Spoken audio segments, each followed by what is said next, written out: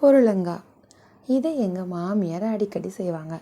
அப்போ எனக்கு செய்யணும்னு தோணலை. ஆனால் இப்போ ரீசெண்டாக தெரிஞ்சுக்கிட்டேன், முன்னாடி காலத்தில் கல்யாணம் ஆகி மாமியார் வீட்டுக்கு போகிற பெண்களுக்கு கொடுத்து விடுற பலகாரத்தில் பொருளங்காயும் ஒன்று. இந்த பொருளங்காய் ஏன் கொடுக்குறாங்க அப்படின்னா, புகுந்த வீட்டில் பெண்கள் பொருள் விளங்க பேசணுங்கிறதுக்காக தான் இந்த பொருள் விளங்காவை கொடுக்குறாங்களாம். நானும் யோசித்து பார்த்தேன், ஏன் கல்யாணத்தில் முறுக்கும் அதிரசம் தான் கொடுத்தாங்க? முறுக்குக்கு என்ன அர்த்தமாக இருக்கும்? முறுக்கு அடித்து நொறுக்குன்னு அர்த்தமாக இருக்குமோ? பேச்சு வேணால் அது ரெடியாக இருக்கலாம். ஆனால் நான் எங்கள் அத்தைக்கு எந்த பிரச்சனையும் கொடுக்க மாட்டேன். அதனால தான் அவங்கக்கிட்ட கேட்டு அவங்க சொன்ன மாதிரியே இந்த பொருளங்காவை செஞ்சுருக்கேன். டேஸ்ட்டு ரொம்ப குட்டாக இருந்தது. நீங்கள் கண்டிப்பாக ட்ரை பண்ணி பாருங்கள். என்ன ஒன்று, ஃபர்ஸ்ட் டே பல்லுக்கு எதமாக இருந்தது, செகண்ட் டே கல்கொன்னா மாதிரி ஆயிடுச்சு.